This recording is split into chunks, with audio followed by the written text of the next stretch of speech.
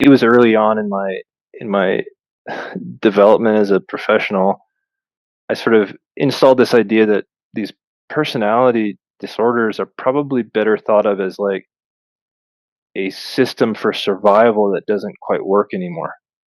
It's like, oh, once you see it that way, it's like it's not disordered, it's just not updated. And there it's the procedural, the automatic, the subconscious mind is trying to use the same problem solving set in a new environment, and they can't interface in a successful way.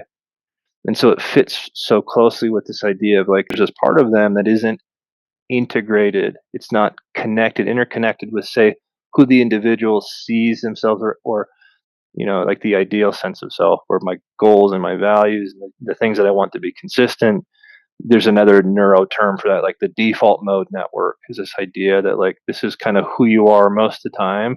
And then when something is threatening in the environment, you move into a different zone, this kind of defensive zone where these defensive patterns show up to protect you, to keep you safe. And it's a good thing that those are there because they worked at some point. That's why they were installed. They had to be. And so what we're looking at is a way that we can access those critical parts, those critical memories, those critical experiences, even as they expand across a range of time and include this network of discrete moments and experiences. They're connected still. Now, as we begin to move into that network, you know, as we move into it with curiosity, we move into it with connection, we move into it through that expansion.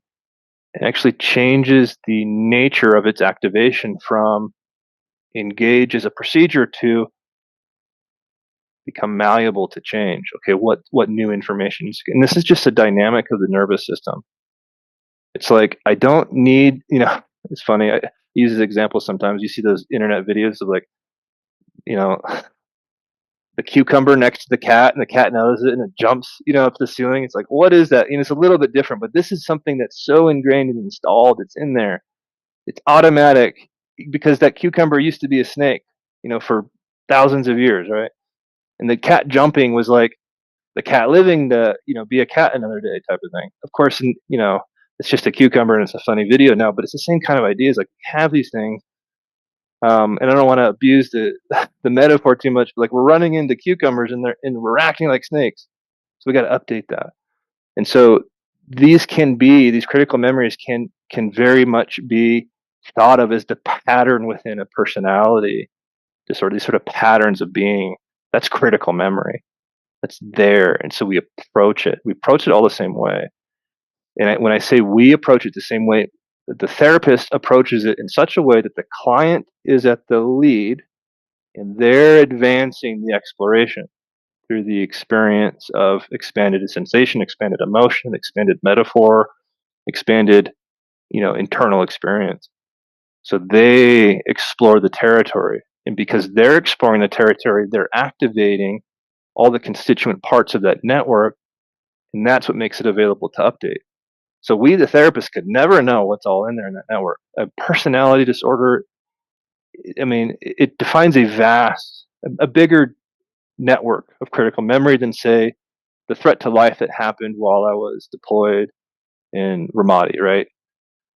That's kind of a different thing.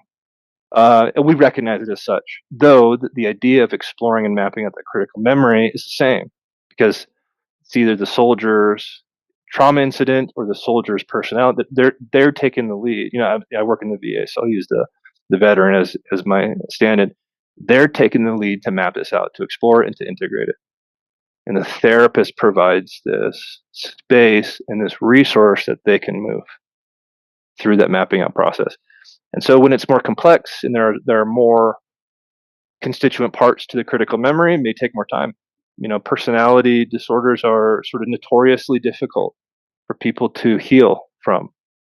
Well, there's a lot there. There's a lot of healing to do. There's a lot of updating to do. That's fair.